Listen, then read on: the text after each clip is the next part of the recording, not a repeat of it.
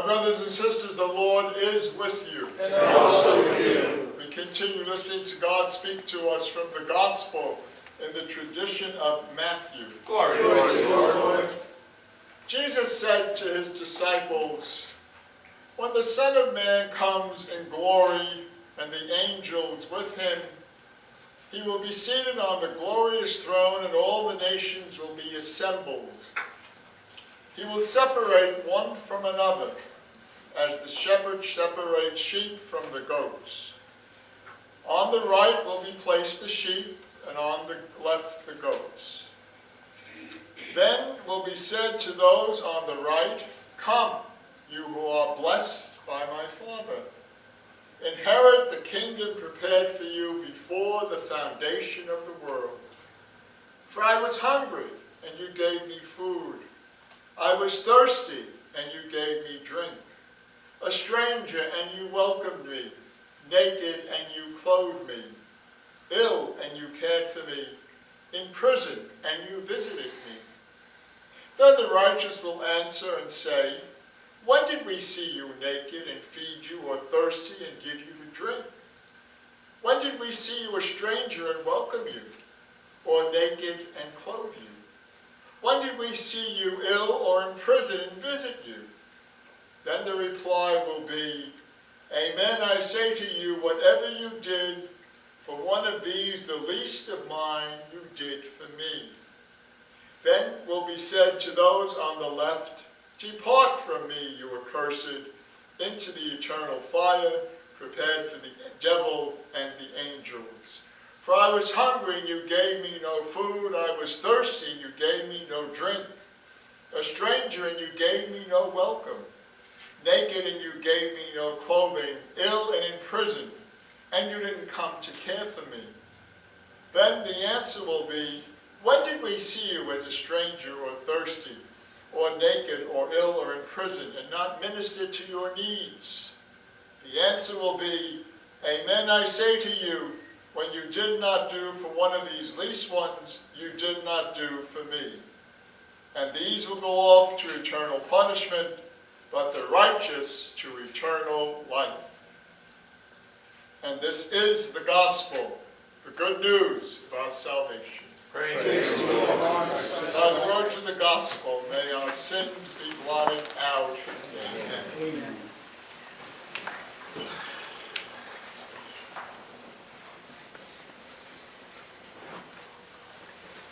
Good evening. Good evening, brother. I almost said good morning because I worked overnight last night and I didn't get home until 12 o'clock this afternoon. And so I'm a little sleepy. I have to ask for your indulgence. I also feel like I need to express something before we begin, and that is that sometimes when we prepare to preach, I know I do, and I don't know if it's ever happened to Father Joe, but sometimes the ideas will just come hitting you in the face like one of those old-timey sitcoms where they used to go around and hit each other. What do you call those three men? The Three Stooges. Yes, you know. And that's kind of the way this reading has done me this week. Because there are parts of what we've heard that I wonder if we got right. Let me start at the beginning. At the very beginning, when God was creating Israel, God said to them, "I will be your king. I will be the leader of you. I will be the one to protect you." We heard that in Ezekiel, which is one of the earliest prophets. I will be the one to take care of you. You don't need another king. But Israel said, "Oh, but God, everybody else has got a king. Why can't I have one?" So God brought in Saul. And that was a bit of a, what do we call it? Kerfuffle? Kerfuffle. Yeah. And then God said, "Oh my goodness, I told y'all I would be your king, and you got this man, and look what he's done, and now I'll send you David." But David David ain't really much better, not really. I mean, he's going to send somebody to war so he can take his wife. He's not the most moral person in the world, but I love him.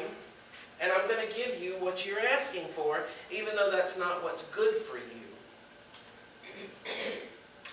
So we've held on to this idea that we need a king. And God finally said, and I believe that this was the plan all along, but the humanity kind of played its little part in it, and God had to say, oh, okay, let me show you what a real king is like. The real king will comfort you when you're sick. The real king will feed you when you're hungry. The real king will give you clothes when you have need. So Jesus comes to be the face of God, to represent, as one of my now favorite, although I fought it like the Dickens when Father Vinny gave me the book, this really good guy named C. Baxter Kruger that you've heard Father Vinny mention before, and I've fallen in love with him too, gave us, through Jesus, a seat in the Trinity. Have you ever thought about that? A human being in the form of Jesus the King opened the doors to the Trinity that we might experience the very love that is surrounding them, the very love that makes them up, the very love that is God. We are now a part of that great dance. So then we get to the time where Jesus came, and the early church really tried hard to interpret who Jesus was. They didn't understand. The doctrine of what we would call Christology in theological language, the doctrine of who Jesus is in relationship to God, took them a really long time, almost 100 and some odd years, to come up with what we say is the Nicene Creed. 320 something, Father? So more than 100 years. Because we didn't get Jesus.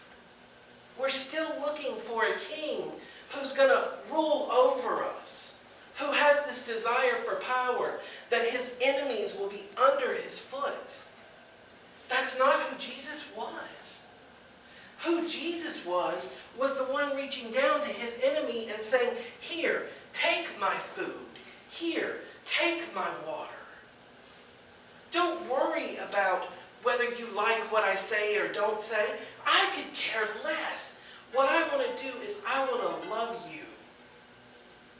I don't care about all this other stuff. All this power that you hunger for.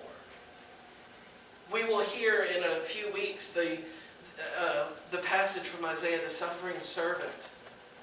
A perfect description of who Jesus is. One of the commentaries that I looked over, and I really wanted to print out this neat little poem. It said the enlightenment of goats, because Jesus compares the sheep with the goats, and the goat gets enlightened. Pointed out something that I wasn't aware of until reading it. And it said that it wasn't that the sheep saw Jesus and so ran over and wanted to take care of you because he was Jesus. They didn't recognize that he was Jesus. They went over and took care of you because that's what the king does. And we, as the brothers and sisters of Jesus, are kings and queens in the same kingdom. Our kingdom is not a government ran by some orange guy in Washington, but rather it is God, the creator of the universe, who calls himself our Father and allows us to call him Daddy. I don't know if you guys ever watch any of those old shows with like the Tudors and all those things. If you ever notice the way the children were, hello, Father, how are you today? God said, come here. Call me Daddy. Because God is not about earthly power, but God is about the power of love. It doesn't matter whether you sit and you pray or you sit and you worship. I enjoy those things, but if you're not going to go out and do, God says in Malachi, I don't want your worship. If you're not going to take care of the poor and the needy and the hungry and the naked, the other stuff doesn't matter to me. Because the real King wants us to be out and about, opening our doors to someone that has need of water, opening our doors to someone that might not have a home, to say, here's a coat, here's a blanket. We have to be careful. We know that. We live in a society that mental illness is rampant, and we have to do what we can to help that. But we also have to protect ourselves. God understands that, I think. But that doesn't stop us from walking up to someone and saying, here's a blanket for you to sleep under. Here's $1 so you can go get a bottle of water. That's the true King. That's what being a son of the true King is for me.